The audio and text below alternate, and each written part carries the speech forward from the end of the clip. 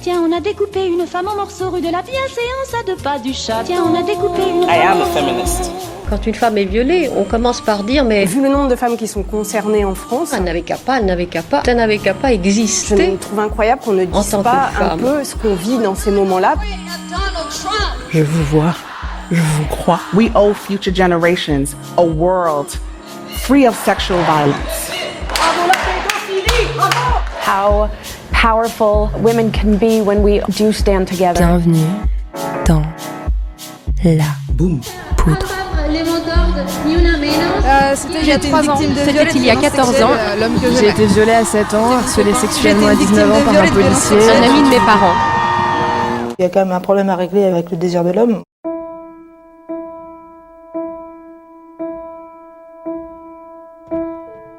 La honte. La répétition. La peur. L'anxiété. Les douleurs. La dépression. La maladie. La haine. Surtout de soi-même. Les violences sexuelles parfois laissent des traces indélébiles dans les corps et dans les vies des victimes. Je connais des femmes qui s'en débrouillent. J'en connais plein en fait. Je me demande si la grande majorité des femmes au fond n'appartient pas à cette team-là. La team, on se débrouille. La team, c'est comme ça. Et comment les blâmer? Le viol est partout, il faut bien se créer des stratégies pour naviguer dans le monde. Oublie, c'est rien. Y a pas mort d'homme, comme dirait l'autre. D'autres fois, la stratégie, surtout si le viol survient dans l'enfance, c'est le blackout. La mémoire enfouit le souvenir au tréfonds des oubliettes intérieures. Pour ne pas qu'il empêche de vivre, pour ne pas qu'il déclenche la honte, la douleur, la peur, l'anxiété, la maladie, la dépression, la haine, surtout de soi-même. Oublie, c'est rien. Y a pas mort d'homme, comme dirait l'autre. Jusqu'au jour où ça a ressurgi.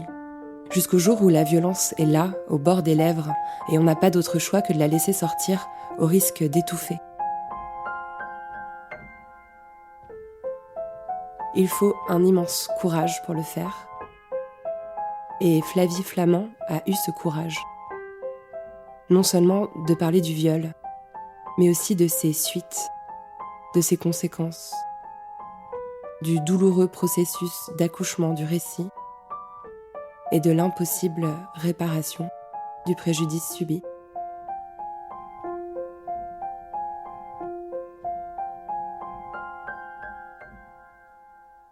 Je suis Lorraine Bastide et vous écoutez Moi aussi et après, épisode 4, Flavie Flament.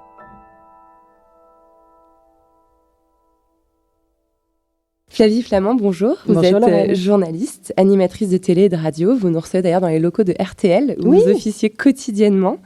Vous êtes aussi écrivaine. Vous avez publié 4 livres. Le dernier est un très beau roman qui est paru il y a 1 an, L'étreinte. Et l'un de ces livres a bouleversé à la fois votre vie et la société française. Dans La Consolation, que vous avez publié à l'automne 2016, 1 an tout pile avant MeToo, vous révélez avoir été violée à l'âge de 13 ans par le photographe David Hamilton. Dans votre sillage, d'autres femmes prennent la parole et une conversation s'enclenche enfin en France sur les violences sexuelles sur personnes mineures. Grâce à vous et aux associations qui se battent contre ces violences, une loi a été adoptée en 2018 qui a rallongé de 10 ans le délai de prescription pour ces violences.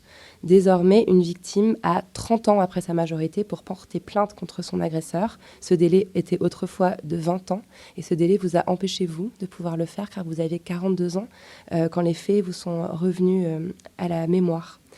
Je dois vous dire, Flavie, qu'autour de moi, dans mon entourage féministe, quand j'ai dit que j'allais vous rencontrer, la réaction a été unanime. Waouh, Flavie Flament, mais quel courage, mais heureusement qu'elle était là, mais on est tellement reconnaissante, elle a tellement fait bouger les lignes. Vraiment, il faut que vous sachiez que vous êtes unanimement reconnue comme une icône de cette cause dans le milieu militant. Et je me demandais ce qui vous avait le plus consolé.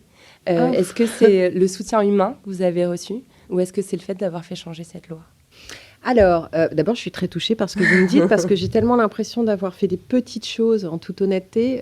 J'ai été guidée par un besoin de justice, absolument, mais mais dévastateur et en même temps constructif. C'est ça qui est assez extraordinaire. Mais pour répondre à votre question, je pense que ce qui m'a consolée, si tant est qu'on puisse se consoler complètement de ce genre de choses, c'est la loi. Indubitablement. L'obtention de ce rallongement des délais de prescription, ça a été pour moi aussi l'occasion de tourner une page. Parce que ça m'a pris 2 ans et ça a été 2 ans très intenses. Et en fait, je ne m'étais pas préparée, moi, à ce changement de loi. Je ne m'étais pas préparée à ce combat qu'allait devenir un combat politique. J'avais sorti un livre parce que je voulais désigner publiquement mon violeur, parce que je ne voulais pas que David Hamilton meure sous les hommages, mais je ne savais pas que finalement, j'allais épouser cette cause de cette façon-là et qu'elle allait me demander à la fois autant d'énergie et d'abnégation. Je l'ai fait avec énormément de cœur, mais j'étais en même temps très affaiblie par la sortie du livre, qui est une épreuve, par le suicide de David Hamilton 5 semaines après, que j'ai mis un temps assez infini à digérer parce que j'ai été détournée presque aussi de cette forme de deuil, puisque juste après, dans la foulée, je me suis retrouvée à mener cette mission ministérielle. Donc, j'ai passé 2 années dans une sorte de tunnel de combat, avec des dommages collatéraux aussi. C'est pas toujours évident pour un entourage, pour des enfants, de vivre avec une maman qui se bat et qui, tous les jours, vit dans cette atmosphère de combat, de viol, d'enfance dévastée. Et si vous voulez, ma consolation, elle est arrivée au mois d'août 2018, quand tout à coup j'ai reçu par texto, enfin j'ai même pas reçu par texto, j'ai reçu un push des informations d'RTL pour dire que la loi était passée. Et là, je me suis dit, OK, j'ai appelé les garçons, mes fils, et je leur ai dit, voilà, il y a une page qui se tourne, et je pense qu'à ce moment-là, j'ai été consolée. Ou en tout cas, en partie consolée. Le dossier se refermait partiellement. Oui, le dossier se refermait partiellement, et puis je réparais une douleur immense, pas simplement celle d'avoir vécu ça à l'âge de 13 ans, mais je réparais la douleur de voir encore une fois mon agresseur m'échapper. Parce que finalement, quand on est un enfant et qu'on est violé à 13 ans, on est victime d'une traque. Et que mon livre, c'était aussi le début d'une forme de traque. Et c'est comme ça, d'ailleurs, que j'ai abordé la sortie de la consolation. Vous vouliez le faire sortir du bois. Je vous ai entendu dire ça. Absolument. J'ai trouvé ça extraordinaire comme phrase. Oui, c'était quelque part une chasse. J'ai écrit la consolation parce qu'on m'a interdit de confondre David Hamilton devant les tribunaux. Donc, à un moment donné, vous êtes là avec votre drame. Vous vous rendez compte que vous n'êtes soutenu par personne, ni par la société, ni par la justice. Donc là, il y a quelque chose dans votre tête votre tête explose, quoi. Ça se fragmente. Et donc, à un moment donné, je me suis dit, OK, il va falloir que les gens sachent, parce que moi, j'ai besoin de restaurer quelque chose en moi, mais pour que ça se répare, il va falloir aussi qu'on me croie, il va falloir qu'on sache. Parce que c'est terrible pour une victime d'être seule avec sa douleur et en sachant que les personnes qui sont en face d'elle lui prêtent une vie, des sentiments qui ne sont pas les siens. Enfin, c'est difficile. Moi, je me rends compte que les gens ne m'ont pas connue pendant des années, quoi. J'ai eu le sentiment d'être une imposture. Donc, je voulais qu'on le sache. Mais ma démarche, elle a été très simple. J'ai, pour m'en sortir psychologiquement, étudié ce que m'avait fait David Hamilton et comment j'en étais arrivée à l'âge de 13 ans à cette issue fatale, quelque part. Et j'ai décidé de lui retourner finalement ce qu'il m'avait fait, d'une certaine façon. Ça fait vengeur comme ça, mais c'était d'abord pour me rendre justice. Et je me suis dit, OK, donc il a fait comme ça, il y a eu un état de sidération, parce que quand on est violé, on est dans un état de sidération, par surprise. Je vais faire la même chose. Je vais le sidérer par surprise. La veille de mon viol, quand j'avais 13 ans, je n'imaginais pas du tout ce qu'il allait se passer. La veille de la sortie de mon livre, il va dormir tranquille en se disant qu'il n'y a pas de problème, chaque jour se ressemble et qu'il peut profiter de ses vieux jours. Et j'avais vraiment établi le même système. Et quelque part, c'était une chasse, c'était une traque. Et je savais qu'il fallait que je le fasse sortir de sa tanière, parce que je savais qu'il n'en sortirait pas. C'est-à-dire que j'avais tout étudié, jusqu'à sa mort, pas spécialement de cette façon-là, mais j'avais tout étudié. Et son repli dans la forêt était évident. Donc, je suis venue le chercher, quoi. Avec le livre, j'avais mis en place énormément de choses, des subterfuges, différents trucs qui faisaient qu'à un moment donné, je voulais qu'il sorte. Et s'il sortait du bois, je pouvais lui tomber dessus. Et il n'est jamais sorti du bois. Il est même allé dans sa tombe, quoi. Donc, c'est un enfoiré jusqu'au bout. Mais l'animal était loin d'être courageux. C'est fascinant de vous entendre raconter ça. Et puis c'est vrai qu'on sait que quand on sait qu'il y a une enquête ou un livre qui va sortir, le prédateur a l'occasion de se défendre, de préparer ses arguments, de rassembler des témoignages, etc. Ouais. Et il n'a pas du tout. En fait, vous avez tout préparé secrètement dans votre propre cabane, en fait. Oui, exactement. J'étais dans ma petite cahute de chasseur. Alors, je peux vous assurer que il y a des courants d'air là-dedans. C'est pas évident, quoi, hein, parce qu'on est tout seul. C'est aussi là que je voulais en venir, parce que je trouve que dans la consolation, il y a aussi un autre tabou qui est transgressé, c'est celui de la santé mentale. Vous parlez ouvertement de la dépression que vous avez traversée, de tous les symptômes physiques que vous aviez aussi, de ce stress post-traumatique qui s'exprime encore chez vous. C'est des choses qui sont très rarement racontées, encore moins par des femmes. Et je trouve que raconter ça, quand on est en plus une femme célèbre pour son sourire, pour sa bonne humeur, pour cette image extrêmement de beauté, radieuse, sympathique, populaire, etc., ça casse quelque chose d'extrêmement fort de ce que les gens savaient de vous. Oui, mais alors ça n'était pas l'objectif, mais ça a été salvateur pour moi. Ouais. Parce que c'est ce que je vous disais tout à l'heure, j'avais l'impression d'être une imposture. Et surtout, quelque part, on me cantonnait à ce rôle un peu parfait, lisse. Quand vous avez des gens autour de vous qui vous disent « Non, mais vraiment, mais t'as une chance dans la vie. Ouais. » Et que tu les regardes et que tu dis « Non, mais vraiment, si tu savais le chaos qu'il y a en moi. » C'est lourd. Et casser cette image, ça s'est fait naturellement avec la consolation. Mais en fait, à la base, je m'en foutais. C'était une question de survie parce que vous parliez de santé mentale. J'ai quitté TF1 aussi pour ces raisons-là il y a 10 ans, pour des raisons professionnelles, parce qu'il fallait vraiment, pour le coup, vraiment casser une image qui ne me ressemblait pas du tout. Et donc, j'étais un produit. J'étais encore une fois objetisée, même dans ma carrière. J'avais été objetisée, mon corps avait été objetisé. Après, on avait construit un personnage de Flavie Flament qui était à l'opposé de ce que je suis. C'est une partie de moi, mais ça n'est pas que ça. Donc, c'est difficile d'être incomplet aux yeux des gens. Mais en plus de ça, je suis partie et j'ai quitté TF1 et j'ai quitté les projecteurs et une surexposition permanente pour aller vivre ma putain de douleur dans mon coin. Parce que j'étais psychologiquement incapable de tenir une émission, d'arriver sur un plateau, de lancer des artistes, d'être à l'Olympia, de prendre un avion, de faire bonne figure, de faire la promo de mes émissions, comme on me le demandait. Ça n'était pas possible. J'étais en train de sombrer, quoi. Donc, je suis allée, pour en revenir aux animaux tout à l'heure, mais je suis allée comme un animal qui saigne dans un coin et qui va lécher sa plaie et qui, peut-être, par chance, ressortira de la forêt en allant bien. Mais je n'étais pas sûre de ça. Et l'écriture m'a sauvée d'une certaine façon, comme toujours d'ailleurs, mais pendant cette période-là, et je n'ai pas voulu éluder ça parce que j'ai cru devenir folle, parce que je pense que j'aurais pu devenir folle si je n'avais pas été accompagnée, parce que je pense que j'aurais pu tomber dans des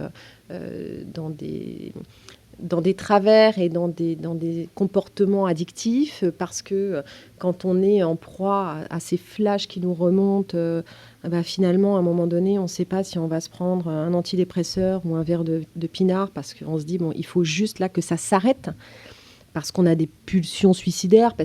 Donc, ouais, effectivement, c'est important, je trouve, d'en parler et de faire sortir ça, parce que c'est une façon aussi de dire, on peut traverser l'enfer. Il en est d'autres, des enfers. Il n'y a pas que celui-là. Mais on peut traverser l'enfer psychologique, avoir le sentiment que la seule solution, c'est de sauter d'un pont. Mais en fait, finalement, en parler très bien après. Et là, je vous en parle, j'ai mal, parce qu'à chaque fois que j'aborde ça, j'ai mal. Mais ça n'est pas comparable. Je vis avec tellement bien maintenant, quoi. Ce que je trouve très intéressant aussi, c'est qu'en fait, Vous dites à un moment dans une de vos interviews que vous étiez déjà une petite graine d'animatrice. C'est-à-dire que presque ce viol à 13 ans, qui est un peu c'est horrible à dire comme ça, mais l'acte fondateur aussi d'une forme de carrière, parce que votre image derrière, voilà, elle est photographiée, elle est affichée. À partir de là, vous devenez Miss Hockey Podium. Enfin, voilà, il y a quelque chose qui commence là. Et on vous apprend déjà à 13 ans à sourire devant une caméra, malgré le fait que vous ayez été violée quelques heures auparavant. Ouais, c'est ça. Et vous dites que vous étiez déjà une petite graine d'animatrice. Quoi. Je trouve ça extraordinaire et ça ne m'étonne pas que vous ayez mis aussi autant d'années à réaliser que c'était des automatismes en fait, que vous aviez acquis. Oui, j'étais éduquée d'abord par une mère défaillante à séduire à tout prix. Ensuite, j'ai été éduquée à faire bonne figure parce qu'effectivement, quand on sourit... Alors, les photos d'Hamilton, on n'est pas très souriants. D'ailleurs, regardez bien, ceux qui nous écoutent et qui n'ont pas encore revu des photos d'Hamilton, regardez bien, dans chaque regard, vous avez quelque chose de fracassé. Dans chaque regard. Mais, effectivement, on continue à poser, on se dénude, on est dénudé par le photographe parce que ce ne sont pas des jeunes filles qui, à un moment donné, ont envie d'être à poil devant un appareil photo. C'est pas vrai. Ce sont des parents qui sont hyper fiers que leur petite fille, qui n'a même pas, qui a des miches de rat, qui a un pubis imberbe, les parents les envoient chez David Hamilton, qui, moi dans mon cas, ouvrait la porte tout nu quand même. Donc à un moment donné, il y a quand même de quoi se barrer en courant, en prenant son môme dans ses bras, quoi. Donc il y a une vraie responsabilité de ce côté-là. Et puis, on fait quand même les photos, on est dénudé par ce photographe, et quand on rentre le soir, on va se coucher, on suce encore son pouce, on joue à la poupée et on va regarder un dessin animé, quoi. Enfin, je veux dire, c'est un truc de dingue. Et ça forme malheureusement, c'est super dur ce que je veux dire, mais ça forme à tapiner pour l'image, quoi. Et ça, c'est atroce. Parce que vous avez le sentiment Moi, il y avait une voix en moi, c'est ce que j'écris dans La Consolation, je dis ne doutez pas, Poupette a toujours crié au fond de moi, Poupette c'était la petite fille, mais même à TF1, en fait, on me disait habille-toi comme ça, fais ceci, fais cela, non, ne parle pas trop comme ça, tout truc qui était... tout ce qui me ressemblait, en réalité, toutes les aspérités étaient gommées au montage et tout. Et en fait, non, vous dites rien, quoi. Et comme dans la vie privée, vous dites rien. Vous gueulez au fond de vous, mais on est formé pour être soumis. Ouais, c'est ça. Et ça, c'est même vachement parce que dur. c'est vraiment l'eau des femmes, en fait. Et c'est vraiment, je trouve, une espèce de métaphore de la condition féminine dans la société. C'est-à-dire qu'il ne faut pas qu'on exprime nos douleurs, nos révoltes. Il ne faut pas qu'on soit surtout en colère parce que ça ne fait pas bien. Il faut qu'on croise les jambes, qu'on soit poli, qu'on dise merci, qu'on parle doucement. Oui, c'est vrai. C'est vrai. Et peut-être encore plus à cette période-là. Ouais. Oui, les années 80. Parce que les années 80, quand on se souvient... Mais moi, j'ai toujours été... parce qu'il y a plein de gens qui me disent « Ouais, mais c'était l'époque. » Alors ça, j'en ai entendu, mais des trucs. C'est tellement... C'est savoureux, hein. Je les regarde, je me dis « Tiens, c'est assez intéressant ce qu'ils disent. Ça dit beaucoup de choses. » Ouais, mais c'était l'époque. De quoi c'était l'époque ? On s'en fout que c'était l'époque. Un jeune de 13 ans, ou de 10, ou de 8, ou de 15, est façonné par ses rêves. Donc... On fauchait les mêmes rêves en 87 qu'on les fauche aujourd'hui en 2021, quoi. Et c'était l'époque, oui, c'était l'époque. Et en même temps, ça n'est pas une excuse. Mais ça peut quand même expliquer. Moi, je me souviens, avant 20 ans, il y avait des striptease de Colaro, quoi. Ouais. Tu te Alors, dis, mais pour les personnes de moins de 40 ans qui nous écoutent, parce que moi, je m'en rappelle, quand j'étais petite, le dimanche, chez mes grands-parents, l'après-midi, il y avait le Colari Coco Show, il y avait des femmes seins nus, en string, qui étaient à la télévision le dimanche après-midi. C'était genre ce qu'il y avait de plus naturel, quoi. Avec des mecs libidineux qui regardaient. Ils leur mettaient des fessées. Elle parlait jamais. Elles étaient juste là pour faire coucou à la caméra avec des grands sourires, habillées en lapin. C'est extraordinaire quand on y repense. C'est dingue. Et les clips de l'époque. On a tous la nostalgie des années 80. Ok, mais je veux dire, boys, avec une paire de seins comme ça qui sort de la piscine. Ouais, c'est fun. Oui, on va danser là-dessus le samedi soir. Mais sans déconner, quoi. Vous parlez de l'époque, vous parlez aussi de votre éducation, du contexte de votre mère qui, on le voit dans le livre, a un rôle central dans ce qui vous est arrivé. C'est une mère maltraitante, si on voulait résumer. J'ai lu que vous aviez coupé les ponts avec elle des années avant d'écrire La Consolation. Est-ce que vous auriez pu l'écrire si vous n'aviez pas d'abord sorti votre mère de votre vie ? Non. Alors, ça rejoint ce qu'on disait aussi tout à l'heure sur le fait d'être formé à toujours dire oui. On pourra peut-être revenir après sur une notion d'éducation, parce que moi, j'ai été très, très mal élevée. J'ai été mal aimée et j'ai été mal élevée. C'est comme ça. Ça ne nous empêche pas de nous construire, mais c'est une réalité. Avant de sortir du piège de l'amnésie traumatique, il a fallu que je sorte du piège que m'avait tendu dans sa folie une mère défaillante. Il m'a fallu des années pour réussir à faire ça, ce qui est quelque chose de profondément amoral, de nécessaire, je tiens à le dire. Parfois, il faut savoir couper les ponts. Mais sinon, on ne vit pas. Donc, ça veut dire quoi? Ça veut dire que toute ta vie, tu vas souffrir? Non. À un moment donné, il faut juste t'en sortir, parce que sinon, tu vas en crever. Donc, et j'ai coupé les ponts en 2011. Mon livre est sorti en 2016. Je pense qu'il a fallu d'abord que, effectivement, je sois libérée du poids de sa présence, et de son omniprésence dans ma vie et dans ma tête. Parce qu'on peut parfois aussi perdre quelqu'un dans sa vie, ne plus l'avoir dans sa vie, mais on l'a toujours dans la tronche, donc ça c'est compliqué. Pour me débarrasser d'une culpabilité qui était quand même de m'attaquer au mythe de la mère. C'est-à-dire que je savais que ce livre était un livre à la fois sur Hamilton, mais pour expliquer Hamilton, quelque part, il fallait que j'explique aussi la relation à la mère. Et donc, pour pouvoir écrire et surtout sortir ce livre, parce qu'on a tous des journaux intimes, j'aurais pu garder La Consolation comme un journal intime. Pour l'éditer, pour le sortir, il fallait que je sois soulagée du poids de cette culpabilité, de la désigner elle aussi. Et franchement, c'est pas facile. Non, j'imagine. C'est un truc, quand c'est public en plus et qu'on sait que ça va avoir les retombées que ça a eu, enfin qu'on imagine, je me doutais bien que ce livre allait faire du bruit, pas autant, mais je me doutais bien. Donc ça, pour moi, je n'aurais pas pu le faire si je n'avais pas coupé les ponts. Et il y a eu un élément déclencheur aussi, c'est la mort de mon père.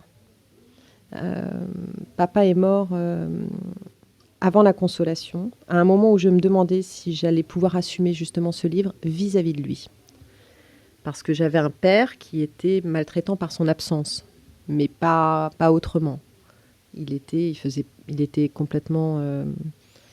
J'ai eu une image d'un homme broyé aussi par un schéma familial. Un complice un peu passif, en fait, de l'agissement de votre mère. Total. Et papa est mort 1 an et demi avant la sortie de La Consolation. Et parce que j'avais coupé les liens avec ma mère, je n'ai pas eu le droit de voir mon père quand il était malade. Donc ça, il faut l'encaisser. Et je n'ai pas eu le droit d'aller lui dire au revoir et d'assister à son enterrement. Et ça, pour le coup, je me souviens, j'avais reçu un message d'un membre de ma famille en disant « Si tu veux voir ton père, tu peux aller le voir de 23h à 2h du matin à la morgue. Voilà, t'as un code pour pouvoir... » Et ça, là, je vous jure qu'à un moment donné, vous vous dites « Mais en fait, j'ai plus rien à perdre, quoi. » C'est-à-dire que je me suis dit, j'avais encore, quand papa est mort, j'étais encore dans cette douleur infinie de m'attaquer quelque part à ma mère. Mais quand j'ai vu jusqu'où ça pouvait aller dans la maltraitance, je me suis dit, mais en fait, j'ai plus rien à perdre, quoi. Et quelque part, s'il n'y avait pas eu cette succession d'abandons, peut-être, je ne sais pas, que j'aurais toujours été habitée par une culpabilité. À partir du moment où on m'a expliqué que je ne pouvais pas dire au revoir à mon père et je n'ai jamais pu revoir mon père, là, je me suis dit, c'est bon, t'as plus rien à détruire puisqu'il n'y a plus rien. De toute façon, autour de toi sont des ruines. Donc, quelque part, c'est un drame qui m'a rendu service, quoi. Il y a quand même eu une réaction extrêmement violente dans la presse, celle de votre frère, qui remet complètement en question ce que vous racontez. Est-ce que vous saviez que vous alliez aussi susciter cette réaction-là? Non, je ne pensais pas que je perdrais mes frères au passage. Ça faisait partie de mes inquiétudes, peut-être. Et en même temps, j'ai de l'indulgence parce que quand vous avez été élevé dans un bain de folie, c'est pas facile de s'en défaire. Vous voyez ce que je veux dire? C'est encore sous l'emprise. Complet. Et donc j'ai une sorte d'indulgence teintée peut-être de relent, d'une forme de pitié, quoi. Et ça a fait partie justement le déni familial public. Et après, ce frère qui n'était pas là, qui avait 9 ans à l'époque des faits, et qui était à 1000 km du Cap d'Agde. Et ce frère qui d'une façon désespérée, donne cette interview à la con pour une presse de merde avec un journaliste qui vient racler le fond du bidet. Et vraiment, là, pour le coup, je ne suis pas quelqu'un de rancunier, mais ce qu'ils ont fait était tellement immonde parce que personne, à part ce magazine qui est Gala, et Mathias Görtler, personne s'en est pris à moi parce que la cause était noble, elle était intouchable. Et là, ils sont allés vraiment dans les bas-fonds du truc, ils ont mis les mains dans la merde, quoi. Et ça, pour le coup, je l'oublierai jamais parce que, quelque part, ils ont aussi acté une rupture familiale qui est dévastatrice. C'est-à-dire qu'en fait, en réalité, tout ça pour dire que La Consolation, c'est un livre, quelque part, de lumière et qui a fait lumière sur des choses comme d'autres avant ou d'autres après, mais qui a profondément, pour avoir cette lumière, il a fallu que ça s'assombrisse aussi par certains... Il a fallu détruire. Ah ouais, il a fallu détruire, quoi. Donc là, je ne pensais pas perdre mes frères au passage. Mais en même temps, c'est assez... En fait, l'histoire de La Consolation, comme tant d'autres, mais c'est assez symptomatique, c'est assez emblématique finalement de ce qui peut se passer. On regarde La Consolation et en fait, on a tout, quoi.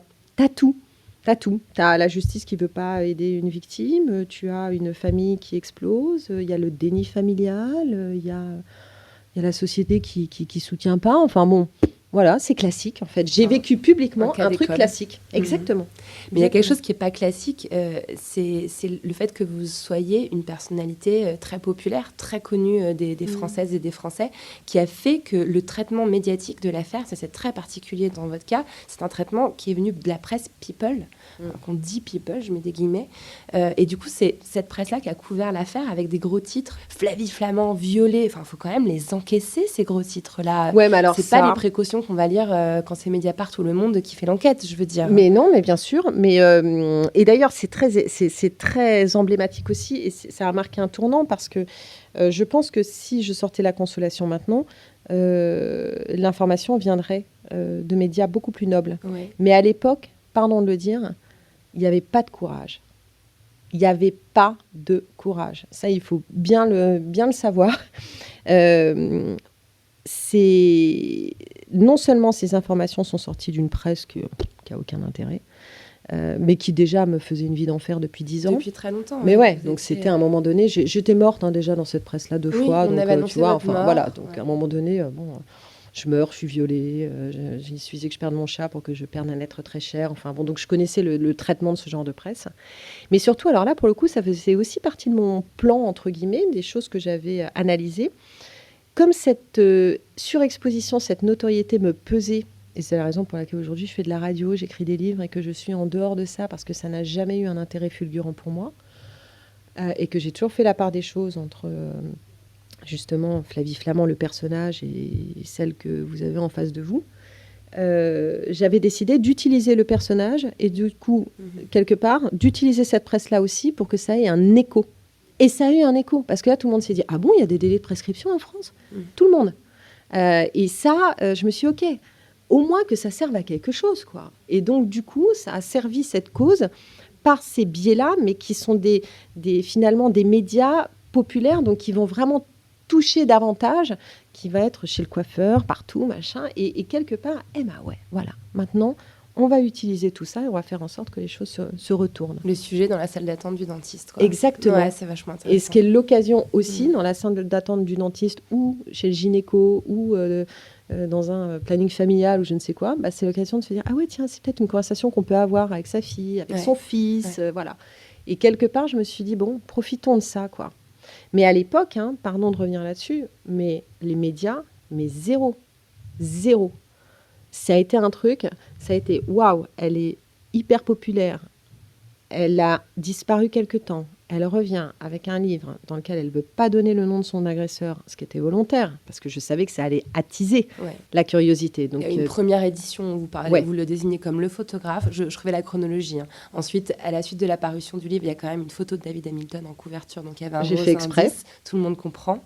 D'autres femmes viennent témoigner dans l'Obs. Donc finalement, vous sortez son nom, et il y a une deuxième édition qui sort avec le nom. Voilà, c'est ça. Exactement, une édition poche qui a été une édition non censurée. Et en fait, je l'avais censurée volontairement, hein, la première. Il y a des gens qui ont évité la diffamation déjà pour commencer. Mais en fait, oui, ça faisait partie de mon plan. Pardon, hein, vous devez vous dire, elle est machiavélique cette fille. En fait, non, mais parce que je me dis, il faut le faire intelligemment. Ça dit qu'il faut être préparé pour faire ça, en fait. Faut être. C'est ce que je dis d'ailleurs quand on parle de la libération de la parole. Peut-être qu'on va l'aborder après, mais j'ai attention. Ça fait des années qu'on dit libérez votre parole, parlez. Moi, je nuance. Attention, ne parlez pas n'importe comment, ne parlez pas à n'importe qui, parce que cette grenade que vous avez dans la main qui est dégoupillée, il faut la mettre vraiment dans les mains des bonnes personnes et que ça leur explose à la gueule à elles, mais pas à la vôtre, quoi. Parce que vous avez assez pris comme ça, quoi. Et en fait, ça faisait partie de mon plan. Je m'étais dit, je vais faire en sorte que ce livre soit objet de curiosité. Alors évidemment, Flavie Flament-Violet, déjà, ça pose question.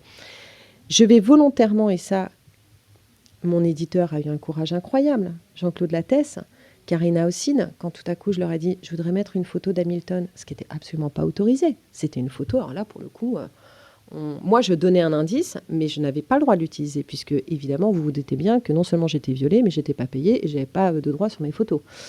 Et dans le livre, volontairement, je distille des informations, et ce que je veux, c'est que les journalistes viennent me voir en me disant, de qui s'agit-il ? Mais moi, je leur ai donné toutes les infos. Donc, je leur renvoie la patate chaude. Et je leur dis, c'est pas vous. Et je leur dis, je ne peux pas vous le dire, parce que figurez-vous qu'en plus des délais de prescription, mon violeur peut m'attaquer pour diffamation. Donc, je mets en lumière, dans ces situations-là, 2 manquements à la protection des victimes. Et c'est totalement organisé. Ça ne me posait pas de problème. Je savais très bien que j'allais dire que c'était Hamilton. Mais c'était une façon de dire, voilà, hop, on a tous le nez dans la merde maintenant. Maintenant, voilà. Moi, je ne peux pas dire son nom. Mais peut-être que vous, médias, vous pouvez le faire. D'ailleurs, Thierry Ardisson finit par le faire. Et il n'y en a qu'un qui l'a fait, c'est Thierry. Et quand je vous dis que la presse, à l'époque, et les médias n'étaient pas sensibles à ça, c'est que pour eux, c'était gênant. Ça sentait mauvais de parler des viols des petites filles. Ou des petits garçons, parce que c'est important de le dire. Il n'y a pas que les petites filles. Vous avez réalisé un documentaire et vous interviewez beaucoup d'hommes victimes de violences sexuelles. Oui, parce que je pense que c'est hyper important. La majorité des viols, d'ailleurs, sur des hommes, sont commis avant leur majorité. Et les médias étaient... Donc, je leur refilais un truc qui sent mauvais. Parler des viols des enfants, c'est quand même très, très gênant, et puis c'est pas très glamour. Et puis, en plus de ça, oh là là, il faut qu'on s'engage et qu'on dise son nom. Donc, tout à coup, je lisais, alors que je faisais des interviews comme on aurait pu en faire, je lisais dans la presse un célèbre photographe mondialement connu, photographe des jeunes filles en fleurs. Alors déjà, vous ne reprenez pas cette expression parce que ce n'était pas des jeunes filles en fleurs, c'était des victimes de viol. Et tout le monde se cachait derrière son petit doigt. Oui, mais alors si on le cite, on risque la diffamation, nous aussi et tout.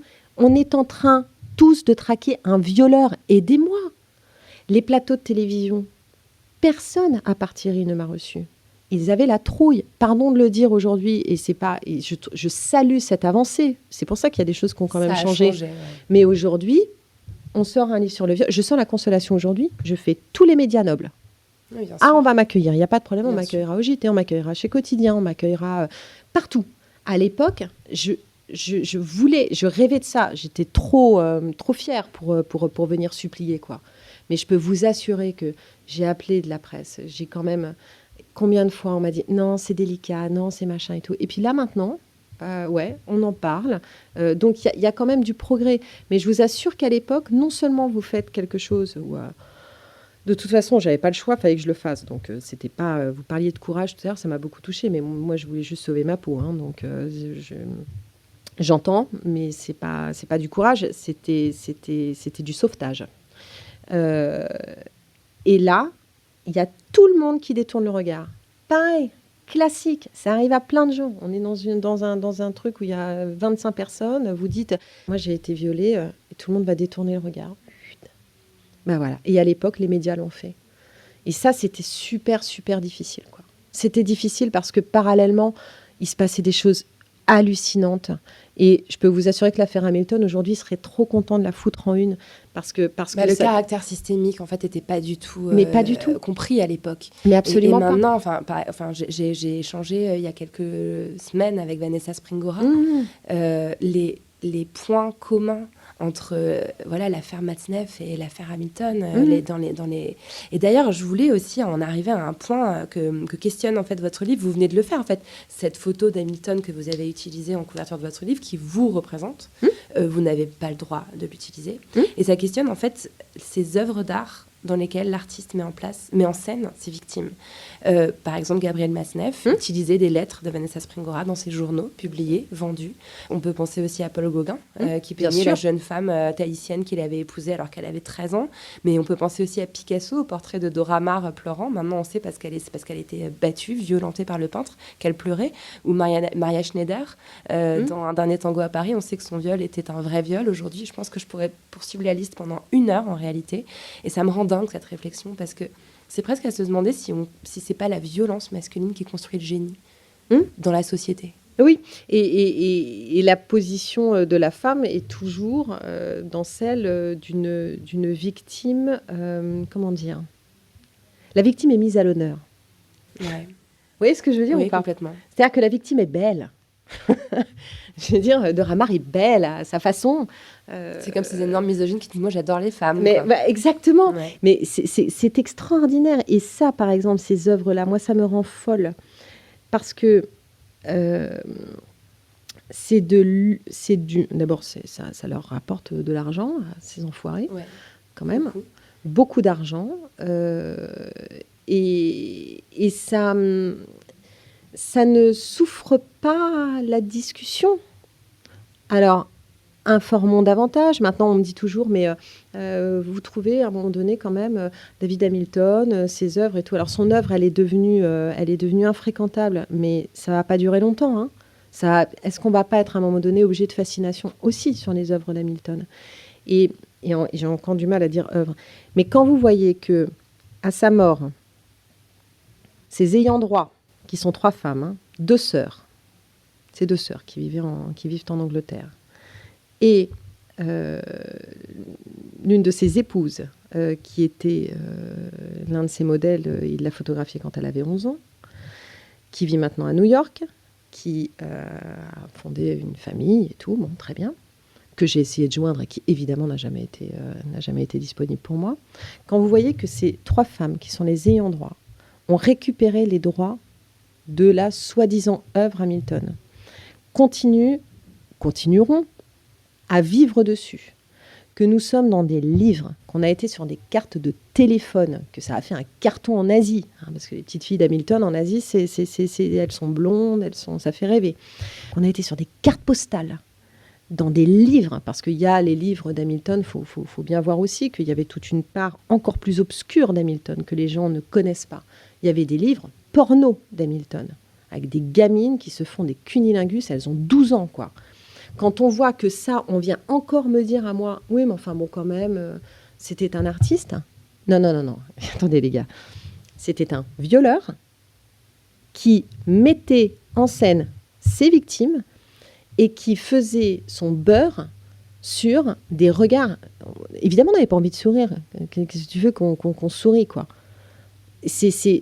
Et à chaque fois qu'on tourne une page d'un livre d'Hamilton, finalement, on nous viole encore une fois d'une certaine façon, quoi. On est encore une fois maltraités. C'est pas possible. Si vous saviez le nombre de personnes que j'ai rencontrées au moment de cette affaire, ou encore maintenant, ils ont tous 70, 80 ans. Je ne citerai pas de nom par élégance, mais qui me disent « Ouais, Hamilton, oh, quand même, franchement, c'était un artiste. » On en a fait des soirées avec Hamilton et Claude François. Mais t'as des envies de meurtre dans ces moments-là, tu te dis, mais... Et là... Vous n'avez toujours pas compris, quoi. Vous n'avez toujours pas compris, en fait. Mais non, mais en fait, je les regarde, pour être tout à fait honnête, je les regarde avec énormément de pitié et je suis fascinée par leur aveuglement et leur bonne fortune. Ouais. Parce que c'est une génération qui est comme ça. Ils sont illustres, parfois. Hein. Ils ont osé me faire ça. Je suis pas particulièrement surprise, en fait. Et c'est là. Et en fait, moi, j'en pleure même plus, quoi. Je les regarde et je me dis, mais pauvre de vous. Mais pauvre de vous. C'est pitoyable, quoi. Et donc, ces œuvres-là dont on parle à un moment donné, est-ce qu'elles doivent toujours exister au nom du prétendu art ? Pour ce qui concerne mon affaire, ou un Matzneff, ou Je trouve que c'est... On peut remonter à Gauguin, hein, d'accord. Enfin, je veux dire, mais là, maintenant qu'on est dans cette société-là, mais par pitié, interdisons ces œuvres. En tout cas, ce qui est intéressant, c'est qu'aujourd'hui, on est capable de poser la question. C'est devenu un sujet de société. Oui, absolument. Alors qu'il y a 5 ans, je pense que même, on aurait hurlé à la censure. On le fait encore aujourd'hui, mais au moins le débat télévisé a lieu, quoi. Exactement. Je pense à Sarkozy, qui il y a quelques jours encore dit que c'était la plus belle période de Gauguin aussi. Oui, bien sûr, mais évidemment. Mais c'est peinture. Voilà, mais et en même temps, c'est indéniablement artistique, mais quand même. Est-ce qu'on doit encore dire des choses comme ça ? Il y a des questions, en tout cas, qui doivent être posées, ça, c'est sûr. Et en tout cas, informer, quoi. Informer. Tu vois, ça rejoint l'éducation. Je pense que y a la base même du changement aussi, c'est à travers l'éducation. Moi, j'ai 2 fils qui sont féministes à leur façon. En tout cas, moi, qui est une façon que j'aime. Et parce que ce sont des jeunes qui sont informés. Tu vois cette œuvre ? Voilà les coulisses de cette œuvre. Voilà, tout simplement. Informons. Contextualiser. Voilà. Et ça, tu vois, ça te choque. Eh bien voilà, à cette époque-là, ça choquait personne. Déjà rien que ça. Donc effectivement, il faut faire très attention à ce que l'on dit sur l'art, parce que ou en tout cas, il faut le délivrer d'une façon véridique, véritable. Après la publication du livre, il y a d'autres femmes qui sont venues témoigner dans l'Obs. D'ailleurs, je vais citer la journaliste qui a fait l'enquête, c'était Emmanuelle Annison. Est-ce que vous êtes restée en lien avec ces femmes qui étaient donc d'autres victimes ? Alors, je suis restée en lien, évidemment, avec ces autres victimes. Je suis restée en lien avec Emmanuelle parce qu'en fait, l'histoire aussi, les coulisses aussi de toute cette affaire et de ces 5 semaines entre la publication du livre et le suicide d'Hamilton, c'est qu'il y a eu un journal, effectivement, qui a eu les couilles pardon de le dire comme ça, mais à un moment donné, c'est un peu, d'ailleurs, on peut dire qu'il y a eu les couilles, les ovaires, je sais pas. On peut dire qu'il y a eu le clito ou les ovaires. Moi, je suis pour, faites comme vous voulez. Il y a eu les couilles, mais en fait, qu'il y a eu le clito ou les ovaires de prendre cette histoire à cœur et de vouloir mener l'enquête. Il se trouve que j'ai rencontré Emmanuelle Annison à cette occasion-là, qui après, d'ailleurs, a écrit avec Sarah Abitbol son livre aussi sur le viol dans le patinage, parce que je les ai mises en relation. Et en fait... Avec Emmanuelle, on s'est dit, voilà, tu sais ce qu'on va faire ? On va travailler toutes les deux vraiment, quoi. Et comme je me doutais que d'autres victimes viendraient à moi, on a bossé, on a mené une enquête nous-mêmes pendant 5 semaines, puisque personne ne le faisait, puisqu'il n'y a même pas, je sais pas, la brigade des mineurs, enfin, je sais pas, quelqu'un qui s'intéresserait. Personne ne s'est autosaisi. Alors que, par exemple, maintenant, Matzneff, la justice s'est autosaisie quand mais vous le savez livre pourquoi ? de Vanessa Springora est sorti. Parce qu'aujourd'hui, on ne veut plus d'une affaire Hamilton. Aujourd'hui, on ne veut plus d'un suicide. Ouais. Parce que depuis le suicide d'Hamilton, le parquet s'autosaisit des affaires, même quand les faits sont prescrits. Donc au moins, ça aura servi à ça. Parce que le jour où Hamilton est mort, vous pensez bien que personne ne m'a appelé non plus, hein, donc c'est-à-dire que tu rentres chez toi et C'était aussi un push sur le téléphone, j'imagine. Ah ouais, bien sûr, bien sûr. Et puis après, mon éditrice qui m'a appelé, puis des journalistes, évidemment, qui voulaient avoir ma réaction. Et c'est hyper dur quand tout arrive par l'extérieur, par le téléphone. C'est-à-dire qu'il n'y a même pas de considération humaine dans ces moments-là. C'est quand même un truc de fou. Et en fait, je n'ai eu évidemment d'appel de personne. Donc j'étais chez moi avec mes enfants qu'il fallait que je gère. Cette information que je me prenais en pleine poire. Et on y reviendra aussi pour les victimes. Je pensais à ces autres victimes qui étaient venues. Et le lendemain, en fait, on m'appelle et je dis, on en est où, en fait, on va continuer, quoi. Ah non, tout s'éteint maintenant, tu ne peux plus rien faire. Non, mais attendez, on va au moins aller vider son appartement, boulevard du Montparnasse, où il y a encore des preuves. Ah bah non, l'appartement a été vidé dans la nuit. Non mais attendez, on va descendre dans sa maison dans le sud, puisqu'il recevait des gamines dans le sud, et il séquestrait des gamines, il violait des gamines. Ah non, c'est les ayants droit qui ont les clés de la maison, on ne peut rien faire. Quoi ? Donc il emporte ses secrets dans sa tombe avec la complicité de tous. Et on ne veut plus de ça. Donc maintenant, le parquet s'autosaisit de l'affaire. Donc ça aura au moins servi à ça, cette histoire. Et pour en revenir aux victimes qui sont venues à nous, dès qu'une victime venait à moi par le biais des réseaux, et ça a été très très rapide, parce que même 3 jours avant la sortie de La Consolation, j'ai eu un appel d'une des premières victimes suite à mon passage dans 7 à 8 sur TF1. Et en fait, à chaque fois que l'une venait, j'échangeais avec elle, c'était bouleversant. C'était bouleversant. Qu'est-ce que j'ai chialé? Qu'est-ce qu'on a pleuré ensemble? C'était bouleversant, c'était beau et terriblement douloureux. On avait tellement de points communs. On avait parfois été photographiés aux mêmes endroits. On avait porté les mêmes robes, le même chapeau. Parfois, on avait posé à la même période. Parfois, l'une m'appelait, une autre m'appelait encore et je me rendais compte qu'elles avaient fait des photos ensemble. Et je leur disais, voilà, alors je t'explique. J'ai reçu un appel de quelqu'un qu'en fait tu connais parce qu'elle m'a envoyé une photo où vous êtes toutes les deux. Est-ce que tu veux être mise en relation avec elle? Enfin, c'était fou ce qu'on était en train de vivre, tout en continuant à se battre. Hein. Et ça, c'est pas que ça lie, c'est que ça... C'est presque... Il y a une sorte, là pour le coup, vraiment de sororité, de sentiment. On est des frangines de galère, quoi. Et ça lie pour toujours. Donc, on est resté évidemment en contact. On est toujours en lien d'une façon ou d'une autre. On gère toutes comme on peut aussi cette situation. Mais en tout cas, une chose est sûre, c'est que on est aujourd'hui indissociables d'une certaine façon. Et il y avait cette solitude que vous mentionnez beaucoup dans le livre, déjà, dans La Consolation. Et on sent que vous l'avez... Ce récit-là, il s'est extrait de vous dans une situation vraiment de solitude extrême. Et là, vous êtes sortie de cette solitude aussi en vous trouvant des sœurs. Ouais. Oui, alors ça, c'est fascinant parce qu'en fait, vous rencontrez quelqu'un qui a vécu les mêmes choses que vous.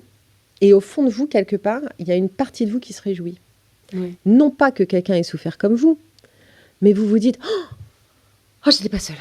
Oh, j'étais pas seule. C'est pas... » Et tout à coup, ce sont des souvenirs parce que on a toutes été victimes de traumatismes tels qu'à un moment donné, on se rappelle des trucs. Alors, tu te souviens, il soufflait sur son objectif, son mode opératoire, c'était ça. Et toi, il te disait ça, le coup de la douche aussi. Et toi, et en fait, on a des conversations, c'est lunaire. Hein. Franchement, t'es dans un truc où tu te dis, mais je rêve, quoi. Et en même temps, ces conversations lunaires nous ramènent sur Terre. Parce que, OK, donc maintenant, on continue. Et c'était fabuleux parce qu'on avait un deal. J'ai toujours préservé leur anonymat. Et on avait un deal, c'était, voilà, par devant. Parce que je leur disais, bon, c'est bon, moi, allez-y, je suis habituée. Hein, on peut y aller. Mais elles étaient derrière. Et alors, des messages qu'elles me laissaient, où elles me donnaient une force de dingue. Même encore maintenant, à chaque intervention, j'ai un petit message, un truc et tout. C'est dingue. C'est dingue. Vous avez fait bouclier un peu? Ouais, j'ai fait bouclier, mais enfin, de toute façon, franchement, j'ai fait bouclier, mais j'avais tellement de monde derrière moi que, enfin, je dis tellement de monde, il n'y avait pas grand monde, mais on était toutes là entre nous. Et en fait, elles ont eu un courage énorme de venir à moi. Certaines m'ont confié leurs photos que j'ai à la maison. Enfin, j'ai une boîte à la maison. Bien planquée sous plein de trucs et tout, mais en même temps, je sais où elle est parce que, voilà, parfois, certaines m'ont dit, voilà, moi, je peux plus supporter tout ça, d'avoir ça chez moi. Est-ce que tu peux me le garder, s'il te plaît? J'ai récupéré ça. Mais quelque part, elle se mettait extrêmement en danger. Donc, moi, je faisais bouclier, mais c'était en même temps hyper vertueux J'avais pas le sentiment de devoir protéger quelque part tout le monde parce que j'avançais, on était toutes derrière, des petites meufs un peu... fracassés, mais que rien n'allait arrêter. Et quelque part, on se protégeait ensemble et on s'exposait ensemble. Je ne sais pas comment expliquer. Je ne sais pas si je suis très claire, mais il y avait, on était de moins en moins vulnérables plus on avançait. Et puis bon, le soir de l'annonce de sa mort, là, pour le coup, on s'est pris un... Je ne sais même pas comment vous dire. Je ne sais même pas vous dire ce qu'on s'est pris. Mais on était ensemble encore. C'est pas apaisé ça, en tout cas, clairement encore, cette colère-là. Quand j'en parle, non. Évidemment, non. Je l'insulte encore parfois. Quand il y a un truc comme ça, que je suis encore en proie à des douleurs qui me traversent et tout, je regarde le ciel et je l'insulte parce que oui, il est méprisable, ce type. Il est méprisable. Il a fauché des adolescences. Il a détruit des vies. On ne s'en sort pas toutes de la même façon. On n'a pas toutes la même capacité de résilience. Donc ouais, effectivement, sa mort est un truc... c'est que la Terre ne porte plus ce genre de personnage, fabuleux. Bonne nouvelle, quoi. Une saloperie en moins. Mais en même temps, j'aurais tellement voulu le voir dans un prétoire avec des menottes au poignet, quoi. J'aurais tellement voulu qu'on soit toutes là et qu'on le regarde. La plus jeune des victimes qui vous a contacté, ça datait de 2006, je crois. Ouais, Élodie. 76 ans Ouais. à l'époque des faits. Donc vous imaginez, plus de 70 ans en tout cas. Et Élodie était notre clé parce qu'en fait, Élodie n'était pas dans les délais de prescription. Nous, on était toutes dans des délais de prescription et le jour où Élodie m'a laissé un message, elle m'a dit « j'ai 27 ans ».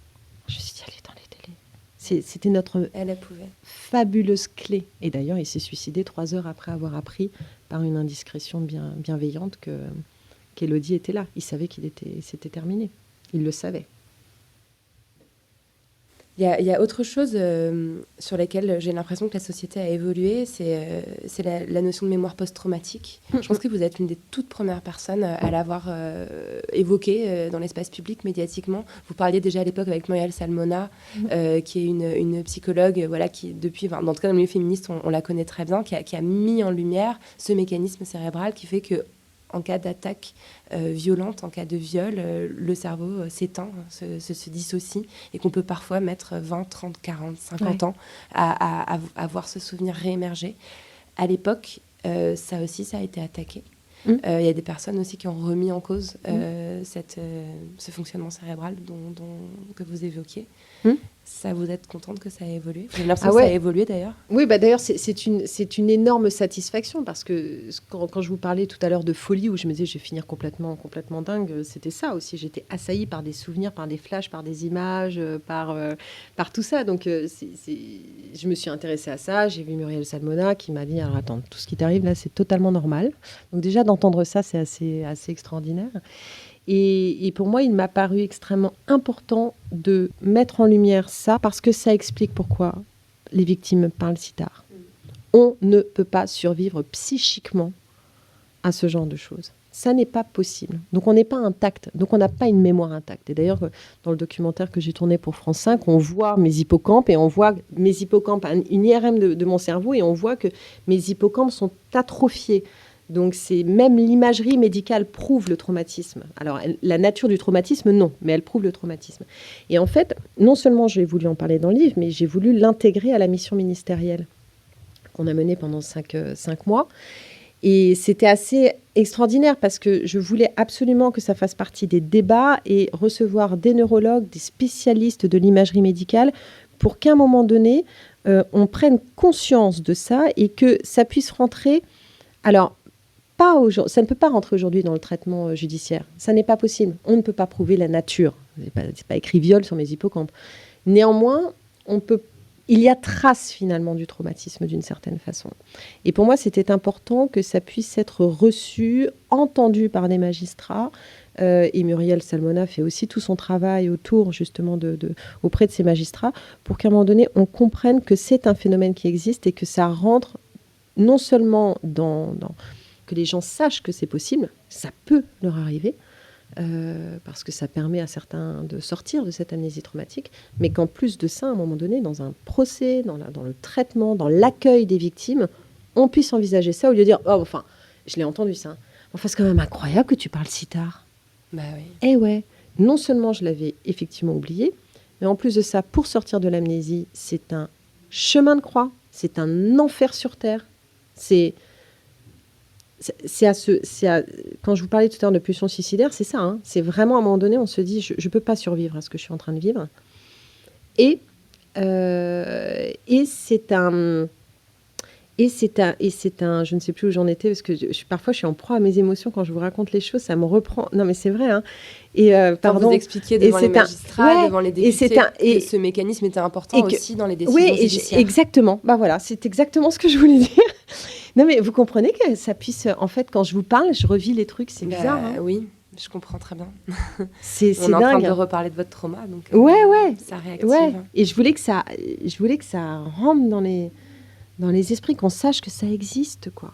Mais justement, je me suis demandé, quand j'ai vu des images de vous à l'Assemblée nationale, elles sont très émouvantes, ces images, parce qu'on sent, en fait, qu'elles vous ont permis d'endosser un autre costume.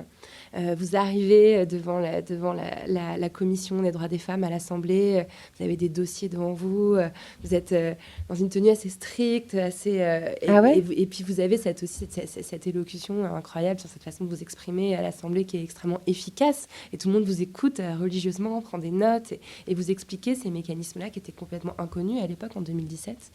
Et je me suis demandé aussi si cette mission que vous avez confiée à l'époque, c'était Laurence Rossignol qui vous avait confié cette mission. Vous n'avez pas aussi... en fait, il y a cette phrase qui est prononcée « En tant que victime, vous êtes experte ». Et ça, je trouve que c'est très politique. Et ça a dû aussi vraiment vous faire du bien. Ça a été la condition pour moi. Ouais. En fait, quand Laurence Rossignol, ministre extrêmement engagée, Laurence Rossignol, elle s'est emparée d'une question alors qu'elle savait très bien que les élections présidentielles arrivaient. Oui, c'était tout au bout. Donc, elle aurait très bien pu, à un moment donné, se dire « Bon, je vais laisser ça au suivant ». D'ailleurs, c'est Schiappa qui a passé la loi. Exactement. Et Marlène Schiappa, à qui j'ai remis le rapport ministériel, mais sans Laurence Rossignol, cette loi ne serait jamais passée. Et quand Laurence m'a demandé de présider cette mission, je lui ai dit à une condition, c'est que les victimes soient dans les débats. Mmh. Je ne veux pas, à un moment donné, être là, moi, en train de parler avec des experts, alors qu'en fait, les victimes sont les premières expertes de leur traumatisme et de ce sujet-là. Et ça m'a été accordé. Et donc, du coup, à un moment donné, évidemment, quand tout à coup, il y avait des débats qu'on faisait, nous, dans la mission ministérielle, et que je disais, alors, on va faire rentrer madame, vous êtes donc victime, vous avez été... Mais tout le monde était là en train de se dire, waouh, des victimes. Eh oui, parce que les victimes ont droit à la parole. Et ça, c'était hyper important. Et ce rôle dont vous parlez, en fait, c'est moi. C'est moi. C'est comme vous, quand vous avez épousé vos combats féministes, il y a un moment donné où on a des révélations. C'est moi. Ça n'est pas que moi. Parce que c'est important aussi de ne pas se perdre là-dedans. Et je n'ai pas voulu me perdre et j'ai été extrêmement épaulée par mes enfants qui m'ont beaucoup aidé, mes 2 fils justement, et qui m'ont aidé à me préserver parce que je pense que ça peut nous détruire, ça peut être un autre combat qui nous bouffe, quoi. Donc déjà, on est bouffé par nos traumas, donc on va pas se trouver une nouvelle façon de... Mais c'est moi. Ouais. C'est moi. Et c'est pas, effectivement, cette animatrice de TF1 qu'on a connue pendant 10 ans, le samedi soir à la télé sur les prime time, quoi. Non, c'est moi, d'arriver avec mes dossiers et de dire, bon, attendez, maintenant, les gars, on va y aller. Qu'est-ce qu'on fait ? Et je savais que l'enjeu était très important. Mais les images dont vous me parlez, je ne les ai jamais revues. Elles sont sur Public Sénat, dans les comptes rendus d'audience de la loi. Oui, en fait, j'ai pas de... Enfin, voilà, je suis pas du genre à me regarder. Mais en tout cas, elles existent, c'est archivé. Tout ceci est archivé. Je le dirai à mes fils, dans les archives de l'Assemblée nationale. En 2020, dans L'étreinte, vous abordez encore cette thématique du viol parce que votre personnage principal, Emma, elle a aussi été violée à 13 ans. Je me suis demandé si ça voulait dire que vous aviez encore quelque chose à extraire de cet épisode. Est-ce qu'il y a encore d'autres façons de le tordre, de vous le réapproprier ? Oui, je pense que de toute façon, quand j'écrirai, je pense que tous mes livres porteront aussi ce combat-là. C'était très important pour moi Pour moi, déjà, c'est évident. J'aime écrire sur les femmes. Et dans L'étreinte, il était évident qu'Emma allait être abîmée parce qu'Emma, c'est un peu moi aussi. Et en fait, c'est un moyen pour moi de continuer à faire passer des messages que je ne fais pas forcément passer dans des interviews ou parce qu'on ne me pose pas la question. J'ai trouvé que tout ce qui s'est passé ces dernières années est absolument magnifique. On libère sa parole, la société prend conscience, la justice prend un petit peu conscience, le parquet s'autosaisit des affaires même quand les faits sont prescrits. Donc, il y a énormément d'avancées. Néanmoins, il y a aussi le revers de la médaille. D'abord, sur cette injonction à la libération de la parole. Je sais, et plein d'autres le savent évidemment aussi bien que moi, à quel point parler c'est difficile, mais à quel point parler c'est dangereux. Donc, je ne dis absolument pas « attention, ne parlez pas ». Je nuance en disant « parlez ». Mais préparez-vous. Sachez à qui vous adresser. Parce que les dégâts peuvent être encore pires. On ne peut pas... J'ai entendu parfois, oui, il faut que tu parles, il faut que tu... Non. Est-ce que tu te sens capable de parler ? Quel va être le poids de ta parole ? Quelles vont être les conséquences sur ta vie de cette libération de la parole ? Est-ce que tu sais à qui tu dois t'adresser ? C'est pas se pointer comme ça en disant « au fait, vous savez que j'ai été violée ?» Non, on s'expose parfois aussi à des réactions qui peuvent nous détruire davantage. Donc, moi, j'apporte toujours de la nuance sur ces choses-là parce que ça me semble... Je trouve qu'on a une responsabilité aussi dans cette libération de la parole. On ne peut pas à un moment donné dire allez vas-y, balance ton truc, gerbe ton truc, ça va t'aider. Non, il faut bien le faire parce que faudrait pas que ça t'achève. Parce que tu es déjà épuisé par ton combat intérieur, faudrait surtout pas que t'en meures, quoi. Faudrait pas que ça t'achève. Donc ça, je pense que c'est important. Et ce que je voulais écrire dans l'étreinte, c'est que faut que tout le monde s'interroge aussi sur une chose, c'est comment on reçoit la parole. Et tout ça, c'est lié. À partir du moment où vous avez parlé, ça a été mon cas, c'est le cas de plein d'autres, on a tendance à se dire, tiens, maintenant qu'elle l'a dit, elle va forcément moins en souffrir, et puis elle n'aura plus besoin d'en parler. Alors, on ne parle pas d'une engueulade de couple, là. Hein. On parle d'un fait, d'un drame qui vient quelque part contraindre toute votre construction. Il n'y a rien de tutoral dans le drame. On se construit autour d'un drame, mais c'est pas le tuteur, quoi. On est là, en fait, on passe notre vie à esquiver les conséquences de notre drame. Ça ne nous empêche pas de pousser, on peut faire de belles fleurs, on peut être un grand arbre, c'est génial, on peut aller toucher le ciel, c'est super. Mais néanmoins, à un moment donné, on est tout le temps en souffrance, tout le temps. Et cette branche qu'on va couper en parlant, eh bien, elle sera tout le temps à vif. Oui, évidemment, ça va mieux. Oui, évidemment, on est soulagé d'avoir parlé. Mais, s'il vous plaît, ne nous faites pas cet affront de dire oh non, mais là, quand même, ça fait X années, quand même, ça va pas mieux. Bah non, parce que moi, je passe encore des journées dans des états très, très compliqués. Mais alors, je sais que ça passe.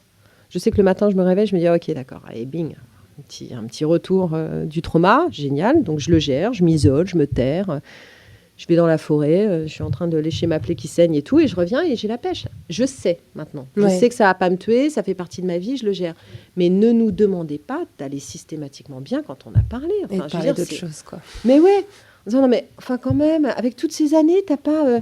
Non, là, je te parle pas d'une histoire de mon mari qui me trompe, de ma meuf avec laquelle je me suis engueulée ce matin et tout. Là, je te parle de quelque chose d'essentiel à ma vie. Et je trouve que ça fait partie des nuances qu'il faut savoir apporter aux choses et rappeler un petit peu à l'ordre certaines consciences en disant attention là, il y a des dérives dans tout. Donc faisons attention à ne pas abandonner des victimes qui ont parlé parce qu'elles se sont exposées encore plus et ce traumatisme reviendra jusqu'à la fin de nos jours. Donc sachez-le. Et ça me semblait hyper important. Et je pense que dans mon prochain livre, j'aborderai encore un autre aspect qui fait partie des réflexions que je me fais en voyant tout ce qui se passe autour de nous, quoi. Si c'était à refaire, vous le referiez pareil? Toute la consolation et tout? Ah ouais, je le referais. Ouais. Alors, je le referais pareil. Je l'ai fait avec toute la maladresse, toute la foi, toute la préparation possible. Peut-être que je le ferais différemment. Mais en tout cas, une chose est sûre, c'est que j'aurai la même ténacité dans le combat. Il y a juste un truc que je ferais différemment, c'est que j'aurais peut-être davantage utilisé ma voix et les médias pour secouer la brigade des mineurs, pour secouer les forces de police qui auraient pu, quelque part, ne pas m'opposer un silence assourdissant et nous permettre de voir Hamilton dans un prétoire. Ça, je pense que si c'était à refaire et si en connaissance de cause, je leur dirais là, attention, parce qu'il risque de se passer quelque chose de très grave et il va y avoir beaucoup de victimes sur le carreau là. Donc, déconnez pas. Maintenant, ça a permis de faire plein de choses. Donc, voilà, au final, c'est pas mal. Flavie Flament, ça évoque quoi pour vous, la poudre? Ça évoque ce qui s'est passé il y a quelques années. C'est qu'il faut savoir l'allumer, quoi. Il faut savoir y mettre le feu. Donc pour moi, la poudre, ça a une magnifique fragmentation. Vous voyez ce que je veux dire? On sait que ça va péter, mais waouh, ça peut être bien, quoi. Donc quelque part, voilà, une magnifique fragmentation. Merci beaucoup. Merci à vous. Merci Flavie. Merci. On était bien là.